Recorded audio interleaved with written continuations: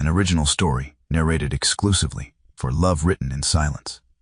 Eleanor Wycliffe stands at the drawing-room window, her fingers pressed against cold glass, watching a carriage bearing a ducal crest roll through autumn mist toward her door. Inside the house, Lady Meredith moves with perfect composure, her silk skirts whispering across polished floors as she lifts another sealed letter, his letter, and feeds it to the flames without hesitation. For 3 years, Eleanor has lived as a ghost in her own home, believing herself forgotten by the man who once looked at her, as though she mattered. Now Sebastian Ashford, Duke of Ravenmere, steps into the entrance hall with quiet authority, his gray eyes searching hers as he asks the question that will unravel everything. Why did you never reply? Eleanor's breath catches, her hands trembling at her sides, because she has no answer, only the slow, terrible understanding that someone has been stealing her life, letter by letter, and she never even knew to fight back. The fire in the drawing room burns steadily, fed by seasoned oak and careful attention.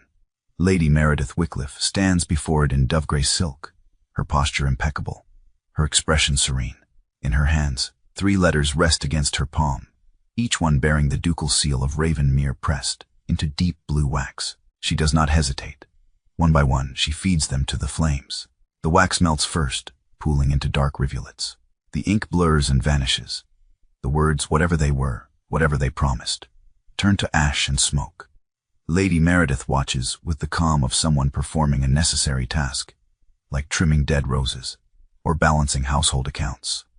When the last letter curls into nothing, she brushes her fingertips together, turns from the hearth, and rings for tea.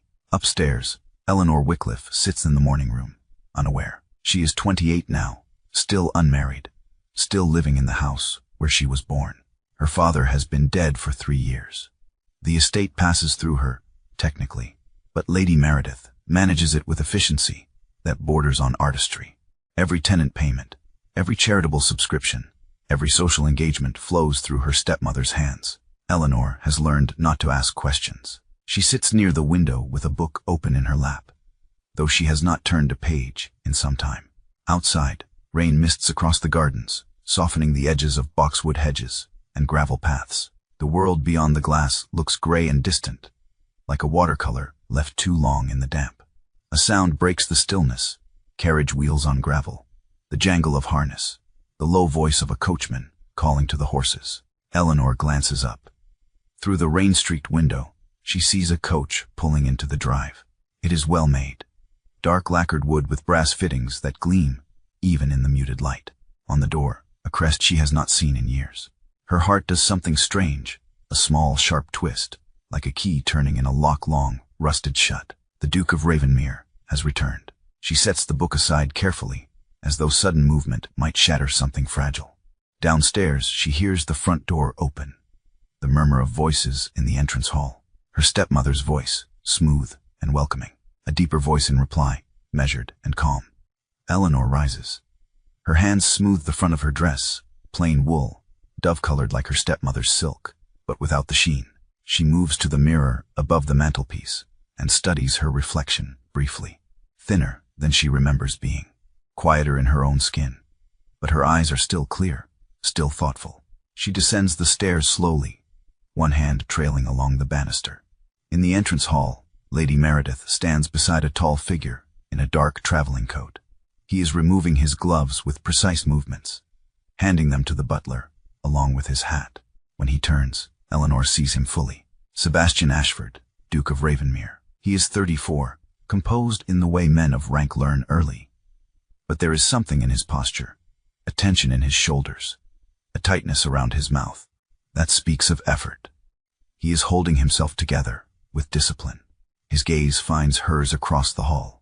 For a moment, neither of them speaks. The air between them feels dense, weighted with years and silence.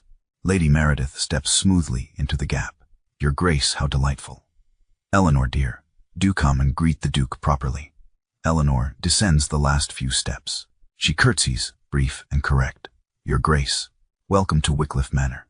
Sebastian inclines his head. Miss Wycliffe. His voice is steady, but something flickers in his eyes, confusion perhaps, or hurt carefully contained. It has been some time. Yes, Eleanor says softly. It has. Lady Meredith gestures toward the drawing room. Come, let us take tea. You must be weary from your journey. They move into the drawing room, the same room where, minutes earlier, letters burned to nothing. The fire still crackles cheerfully. The tea tray arrives with perfect timing, as though Lady Meredith had anticipated this visit down to the minute. Eleanor sits in the chair her stepmother indicates, her hands folded in her lap. Sebastian takes the seat opposite, his posture formal. Lady Meredith pours tea with graceful efficiency, offering sugar and cream, making small talk about the weather and the state of the roads. Sebastian answers politely, but his attention keeps drifting back to Eleanor. She feels the weight of his gaze and does not know what to do with it. She sips her tea and says little. This is her role now, to be present but not prominent, to occupy space without claiming it. After a suitable interval, Lady Meredith excuses herself with a murmured word about household matters. The door clicks shut behind her. Silence fills the room.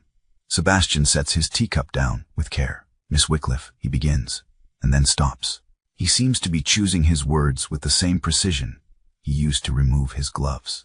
I must ask you something. Eleanor looks up, her heart beating faster without her permission. Why, he says quietly. Did you never reply? The question lands like a stone dropped into still water. Eleanor stares at him, her mind scrambling to catch up. Reply to what, Your Grace?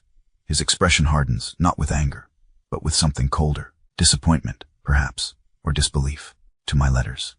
I wrote every month for 3 years. The world tilts. Eleanor's hands tighten on the armrest of her chair.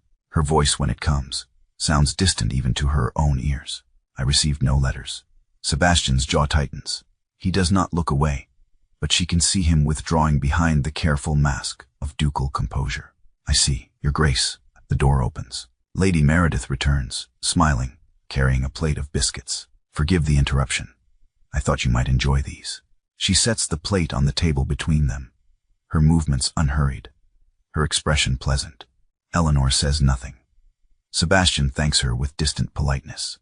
The conversation turns to safer topics, county business, mutual acquaintances, the upcoming charity assembly. Eleanor participates minimally, her thoughts spinning in tight, desperate circles.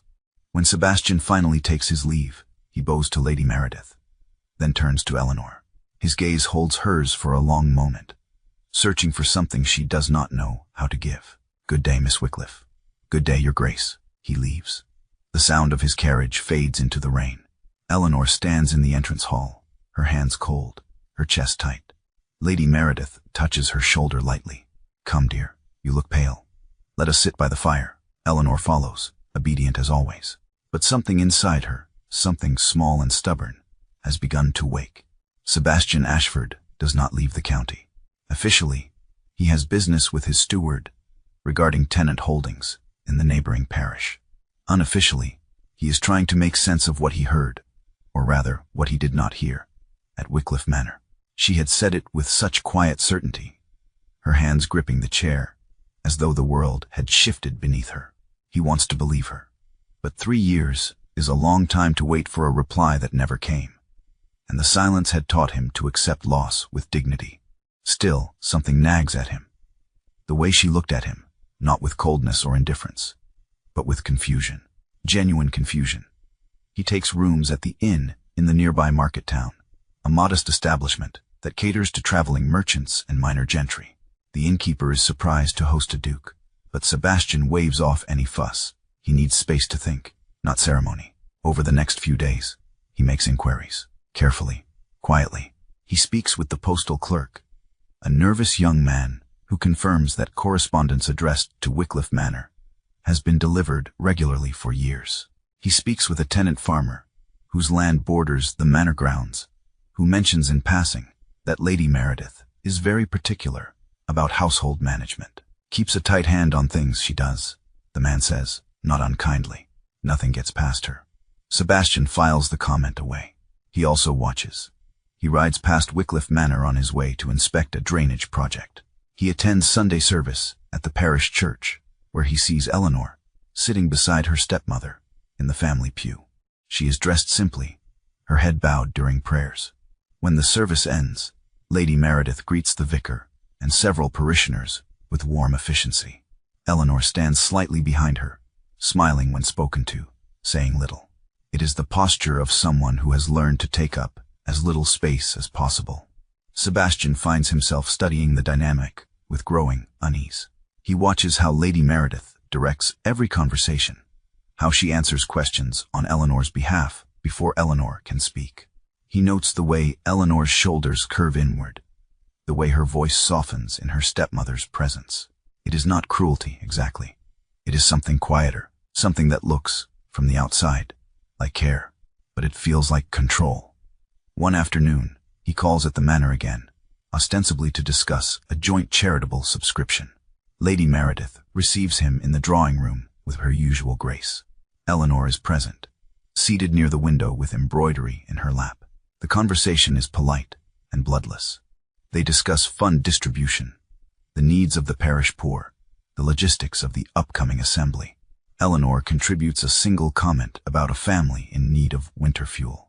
Lady Meredith smiles and gently redirects the topic. Eleanor is so tender-hearted, she says warmly, but we must be practical about resources. Eleanor's needle pauses for the briefest moment, then resumes its rhythm. Sebastian watches this exchange and feels something cold settle in his chest. When he rises to leave, he turns to Eleanor directly.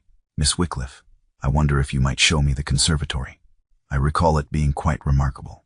Lady Meredith's smile does not waver, but her eyes sharpen.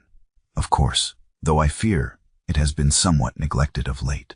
Eleanor, do accompany His Grace. They walk through the house in silence, their footsteps echoing on polished floors. The conservatory is at the back of the manor, a glass-walled room that smells of damp earth and fading roses. Mist clings to the windows, softening the light. Eleanor stops near a potted fern, her hands clasped in front of her. She does not look at him. Miss Wycliffe, Sebastian says quietly, I need to understand. When I said I wrote to you, I know what you said. Her voice is low but steady, and I am telling you the truth. I received nothing. He studies her profile, the line of her jaw, the tension in her shoulders. She is not lying. He would stake his life on it. Then, where did the letters go? Eleanor turns to face him, and for the first time, he sees something other than quiet resignation in her eyes. He sees the beginning of anger, small, fragile, but real. I do not know, she says, but I intend to find out. Before he can respond, the door to the conservatory opens. Lady Meredith stands framed in the doorway, her expression pleasant. Forgive me for intruding, but Eleanor, Mrs. Pemberton, has arrived for her visit. She is asking for you. Eleanor's shoulders drop slightly. Of course, she curtsies to Sebastian. Good day, Your Grace. She leaves without another word. Sebastian stands alone among the ferns and roses, the mist pressing against the glass, and allows himself to consider a possibility he has been avoiding. What if Eleanor is telling the truth? What if someone has been intercepting his letters for 3 years? And if so, why? He returns to the inn that evening and writes to his own steward, requesting copies of the correspondence logs from the ducal estate. He needs dates, records, proof. Because if someone has stolen 3 years from both of them, he intends to know who and how and what can be done to set it right. But he will not act rashly. He will not accuse without evidence. He has learned, over the years, that truth requires patience, and so he waits. Eleanor does not sleep well that night. She lies in her narrow bed, staring at the ceiling, replaying the Duke's words over and over. She tries to remember. Were there mornings when the post arrived while she was out walking? Afternoons when her stepmother sorted correspondence alone in the study? The answer, she realizes with cold clarity, is yes, many times. Lady Meredith has always managed the household post. It is one of her duties, one of the many ways she keeps the manor running smoothly. Eleanor has never questioned it. Why would she? Her stepmother is efficient, capable, devoted to maintaining her late husband's estate. But now, a different picture begins to form. Eleanor rises before dawn and dresses quietly. She moves through the dim hallways to her father's old study, a room she has not entered in months. The door is locked. She tries the handle twice, as though repetition might change the result. It does not. She stands there in the gray morning light, her hand resting on the cold brass, and feels the weight of all the small ways she has been kept at a distance from her own life. When she returns to her room, She finds a housemaid, young, perhaps 16, laying out her morning dress. The girl curtsies quickly, her eyes downcast. Eleanor hesitates, then speaks. "Mary, may I ask you something?" The girl looks up, startled. "Of course, miss." "The post, when it arrives each day, who sorts it?" Mary's expression shifts, just slightly. Something flickers there. Uncertainty, or perhaps fear. "Her ladyship, miss. Always. And if there are letters for me." The girl's hands twist in her apron. I don't rightly know, miss. I've never seen any brought to your room." Eleanor keeps her voice gentle. "But you have seen letters arrive. Letters with a ducal seal." Mary goes very still. Then in a rush she says, "Yes, miss, often. Her ladyship always took them to her sitting room. I thought they were for her, or that she was managing your correspondence, as ladies do. I didn't mean to." "You did nothing wrong," Eleanor says quickly. "Thank you for telling me." The girl curtsies again and flees. Eleanor sits on the edge of her bed, her hands folded in her lap, and allows herself to feel the full weight of what she now knows. Her stepmother has been intercepting the Duke's letters for 3 years. The betrayal is not loud. It does not crash over her like a wave. Instead, it seeps in slowly, cold and pervasive, filling all the empty spaces she has been carrying, without knowing why. She thinks of all the times she wondered why Sebastian never wrote after his last visit. All the times she told herself he had simply moved on, found someone more suitable, forgotten the quiet girl in the conservatory who spoke to him about books and roses. She had believed herself unworthy of remembering. And all the while, he had been writing. Every month. Faithfully.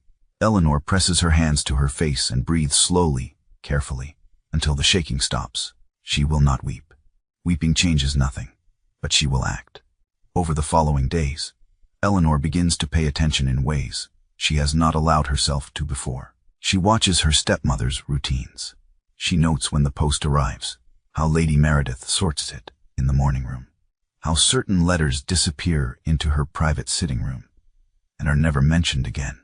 She also begins to reclaim small pieces of her own life. She asks the housekeeper for the key to her father's study. Lady Meredith, when informed, expresses mild surprise, but does not refuse.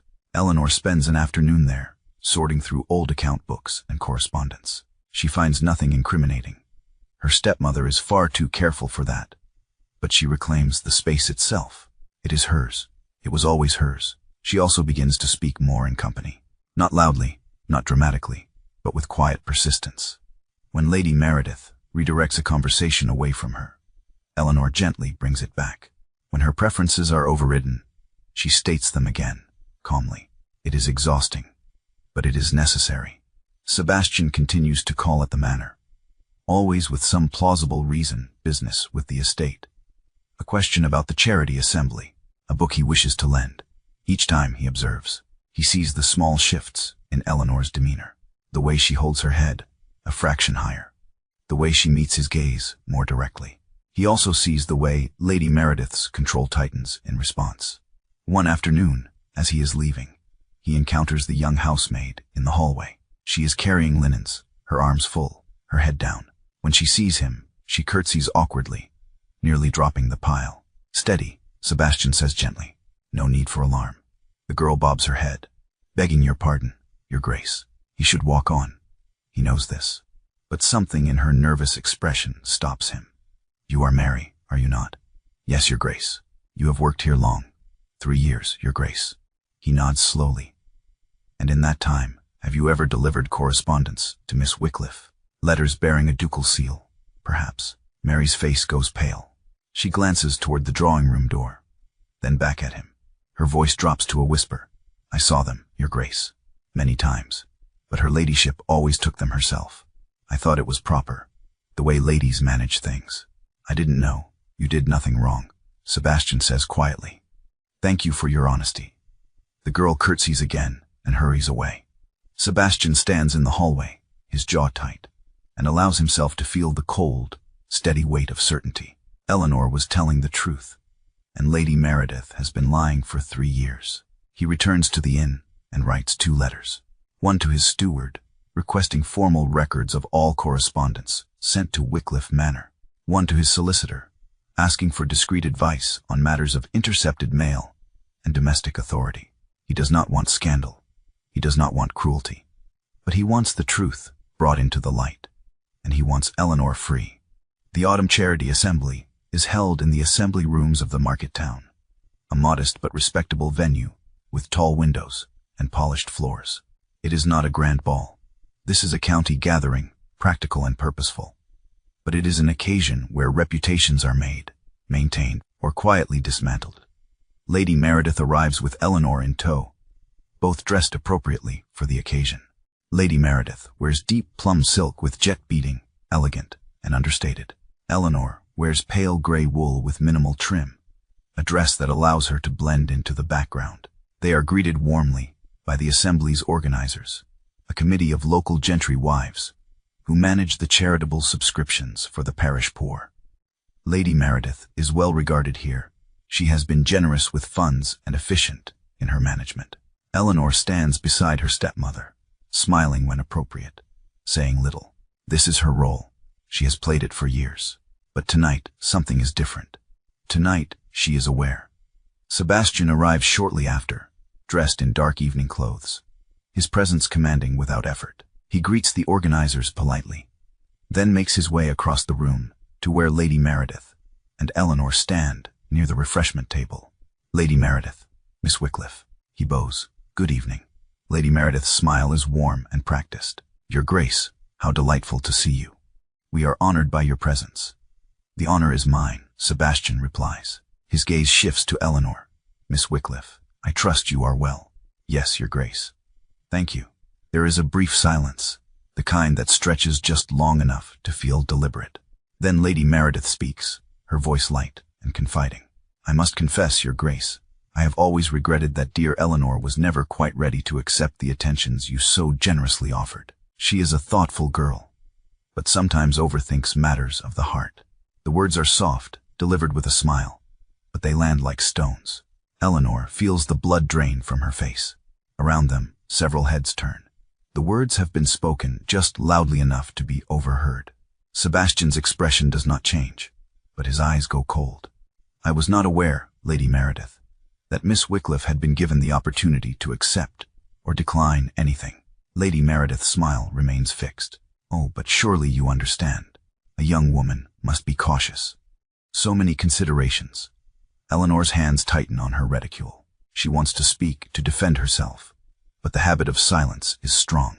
She has spent years learning not to contradict her stepmother in public. But tonight she is aware. And tonight Sebastian does not let the matter rest.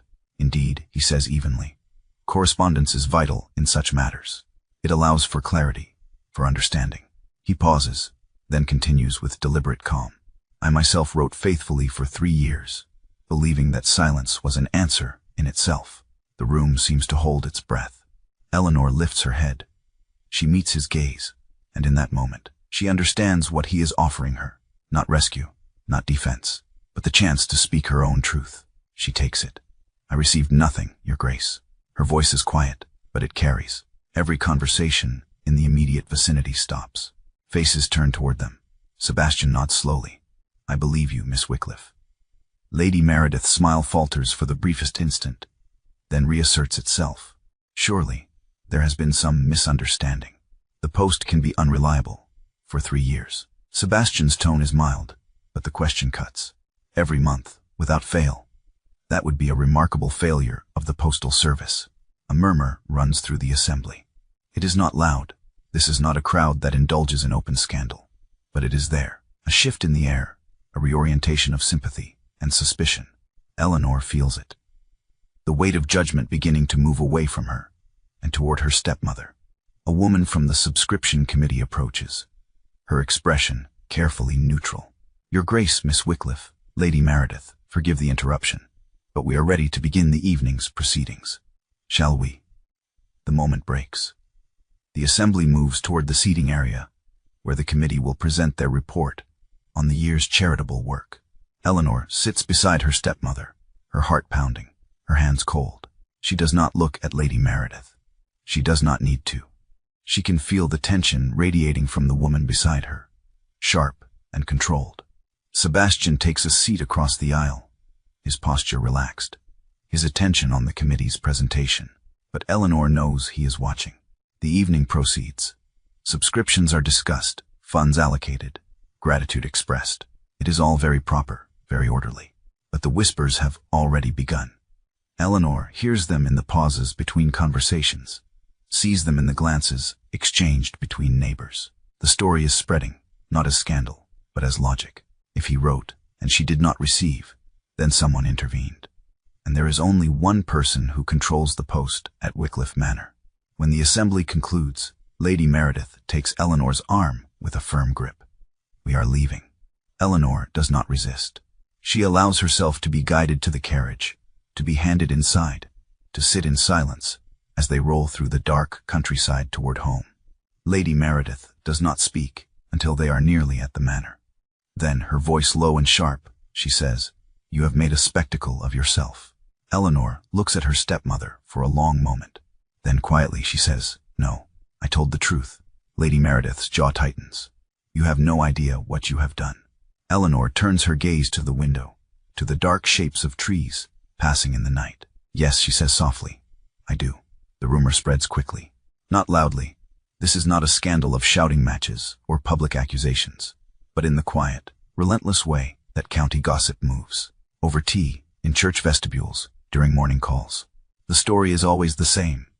The Duke wrote, Miss Wycliffe did not receive, and someone must have intervened. Lady Meredith's name is never spoken outright. It does not need to be. Everyone knows who manages the household at Wycliffe Manor. Within a week, the consequences begin to show. A tenant farmer, who has always paid his rents through Lady Meredith, requests to meet with Eleanor directly. A charitable subscription that was to be renewed is quietly withdrawn. An invitation to a neighboring estate's dinner party arrives addressed to Miss Wycliffe alone, with no mention of Lady Meredith. The social structure is shifting, and Lady Meredith feels it. She does not rage. She does not accuse. Instead, she becomes more controlled, more precise. She redirects conversations with surgical skill. She reminds visitors of her years of devoted service to the estate. She positions herself as the victim of misunderstanding, the protector who made difficult choices for Eleanor's own good. It is a masterful performance, but it is not enough. Eleanor watches all of this with a strange, cold clarity. She sees her stepmother's strategy, recognizes the patterns of manipulation she has lived under for years. And for the first time, she understands that she cannot win this battle by staying.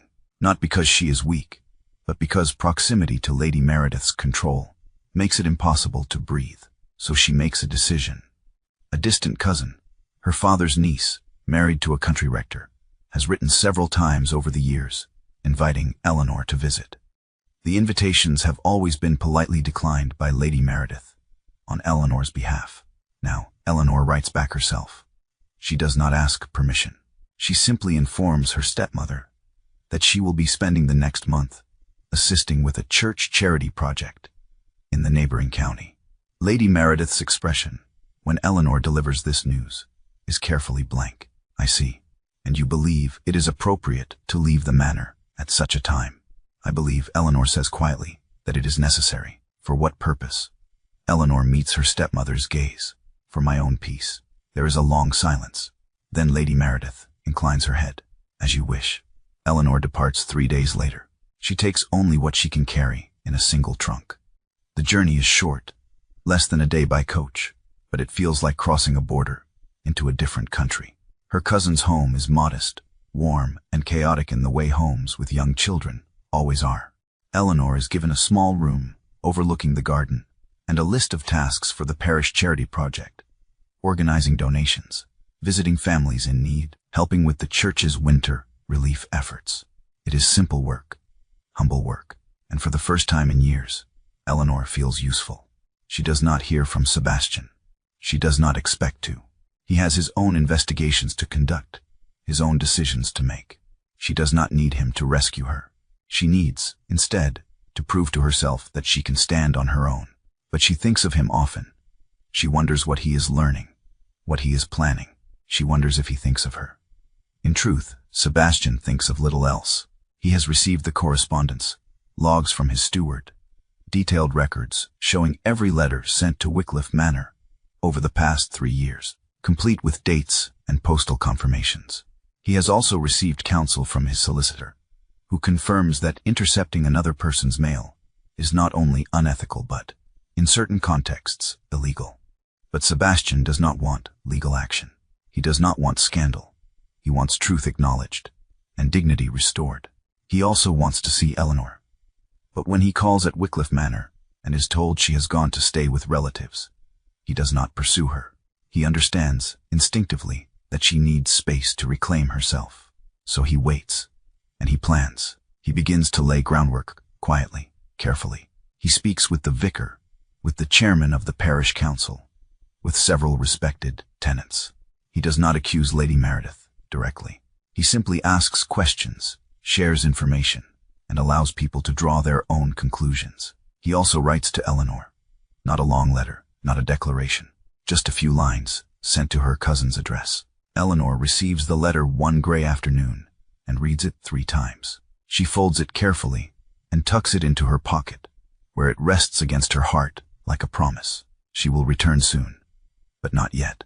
First, she needs to remember who she is when no one is watching.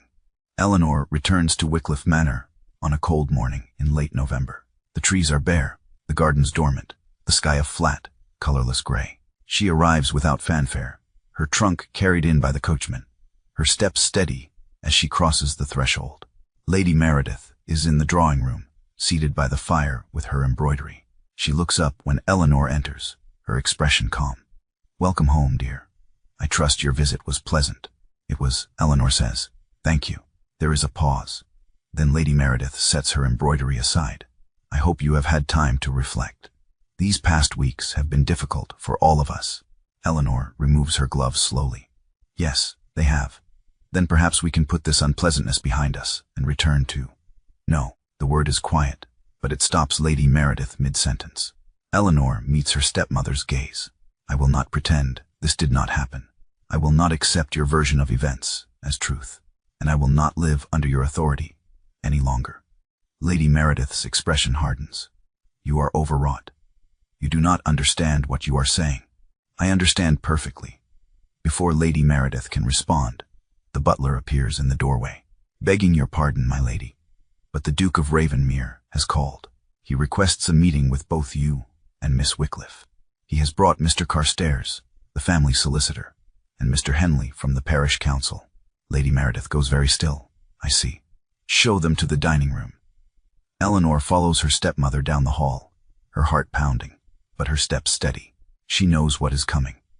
Sebastian told her in his letter that he was gathering information. Now it seems he is ready to present it. The dining room is formal, its long table polished to a mirror shine. Sebastian stands near the window, dressed in dark wool, his expression composed.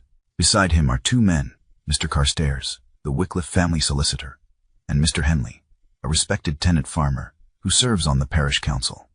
Sebastian bows. "Lady Meredith, Miss Wycliffe, thank you for receiving us." Lady Meredith takes her seat at the head of the table with perfect composure. "Your Grace, gentlemen, to what do we owe this visit?" Sebastian remains standing. "I will be direct. For the past 3 years, I have written monthly to Miss Wycliffe. I have records of every letter sent, confirmed by the ducal postal logs and corroborated by the postal service. Miss Wycliffe has stated, publicly and privately, that she received none of these letters." He pauses, then continues.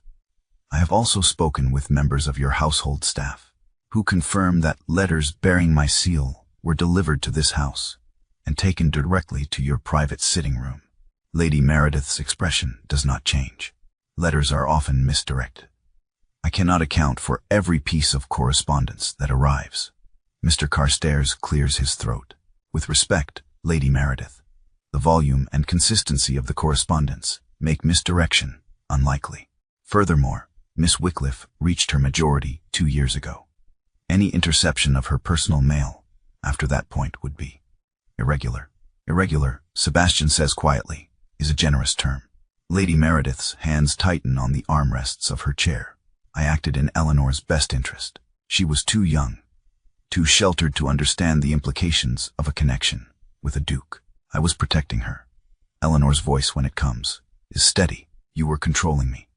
Lady Meredith turns to her, and for the first time, there is something raw in her expression. I was keeping you safe. Your father entrusted this estate to me. I have managed it with care, with devotion. Everything I did was to preserve your future. By stealing my letters, Eleanor's voice does not rise, but it cuts. By letting me believe I had been forgotten.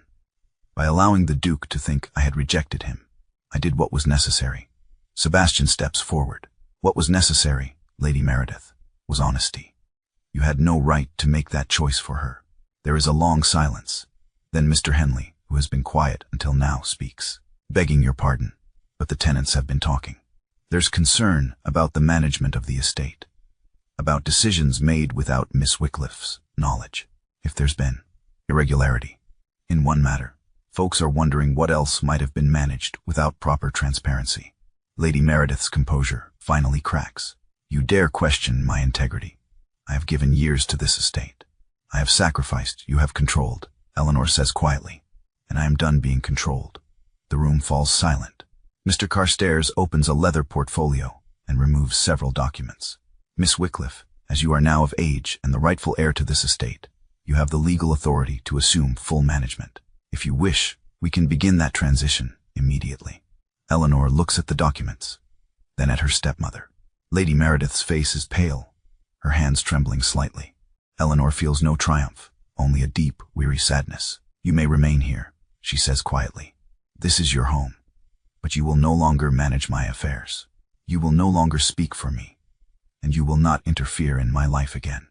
Lady Meredith stares at her, and for a moment, Eleanor sees something she has never seen before. Fear. Then Lady Meredith rises, her movements stiff. Excuse me. She leaves the room without another word. Eleanor sits in the silence that follows, her hands folded in her lap. Mr. Carstairs and Mr. Henley offer quiet congratulations and excuse themselves, leaving Eleanor alone with Sebastian. He crosses to her side and kneels, so they are at eye level. Are you all right? Eleanor nods slowly. Yes, I think I am. You were very brave. I was very tired, she says with a faint smile, of being silent. Sebastian reaches out and takes her hand. You will never have to be silent again. Eleanor looks at him, at the steadiness in his eyes, the quiet strength, and feels something inside her ease. Thank you, she whispers. For what? For writing. For 3 years. Even when you thought I would never answer. Sebastian's grip tightens. I would have written for 30. Eleanor's breath catches. She does not pull away. Instead, she leans forward and rests her forehead against his. They stay that way for a long moment. Two people who have been kept apart by cruelty and silence, finally allowed to be close, and it is enough. Spring comes to Wycliffe Manor slowly, reluctantly, as though winter is unwilling to release its hold. But eventually, the frost retreats, the gardens begin to stir, and the world turns green again. Eleanor spends her days reclaiming her home. She works with Mr. Carstairs to review the estate accounts, to meet with tenants, to make decisions that are hers alone. It is exhausting and exhilarating in equal measure. Lady Meredith remains at the manor, but she is a shadow now. She takes her meals in her room, rarely appears in common areas, and speaks to Eleanor only when necessary. Eleanor does not gloat. She does not punish. She simply moves forward. Sebastian visits often, not as a suitor seeking approval, but as a man learning to know the woman he once wrote to, in hope. They walk together in the gardens, now coming back to life under Eleanor's careful attention. They sit in the conservatory and talk about small things, books they have read, places they have traveled, the absurdities of county politics. And slowly, carefully, they talk about the past. I thought you had chosen silence, Sebastian admits one afternoon as they walk along the gravel path. I thought I had been forgotten, Eleanor replies. Sebastian stops walking. He turns to face her, his expression serious. Never, not for a single day. Eleanor feels tears prick her eyes, but she does not look away. I wish I had known. I wish I had fought harder to find out. You could not have known what was being kept from you. But I could have questioned. I could have demanded answers, and you would have been told you were ungrateful, or difficult, or overwrought. Sebastian's voice is gentle. You survived the only way you could. There is no shame in that. Eleanor nods slowly. I am trying to believe that. Believe it, he says, because it is true. They continue walking, their hands brushing occasionally, a tentative closeness that feels both fragile and strong. One evening, as the light fades and the first stars appear, Eleanor sits at her father's old desk, now fully restored to her use, and takes out a sheet of writing paper. She has thought about this moment for weeks. What to say, how to say it, whether words can bridge the gap of 3 lost years. In the end, she decides that honesty is enough. She dips her pen in ink and begins to write. She reads the letter over once, then folds it carefully and seals it with wax. The next morning, she places it in Sebastian's hand herself. He does not open it immediately. He simply holds it, feeling the weight of it, the reality of it. "Thank you," he says softly, for answering. Eleanor smiles, a real smile, unguarded and whole. "I should have done it years ago." "You did it now," he replies. "That is enough." He tucks the letter into his coat pocket, close to his heart, and offers her his arm. They walk together through the morning light, the gardens blooming around them, the air filled with the scent of new growth. Later that day, Sebastian sits in his rooms at the inn and opens Eleanor's letter. He reads it slowly, savoring every word, every careful phrase. When he finishes, he sets it aside and takes out his own writing paper. He has written to her for 3 years. He knows how to do this. He seals the letter and sends it that afternoon. Eleanor receives it the next morning. She reads it in the conservatory, surrounded by roses and light, and feels something inside her, something that has been closed for years, finally open. She writes back that evening. He replies the next day, and so it begins, not with grand declarations or dramatic gestures, but with letters, real letters, sent and received, read and answered. Words that travel the short distance between the manor and the inn, carrying hope and honesty in equal measure. They write about their days, their thoughts, their fears. They write about the past without bitterness, about the future without demands. They write because they can, because no one is burning their words, because the silence has finally been broken. And slowly, letter by letter, they build something new, something that belongs to them alone.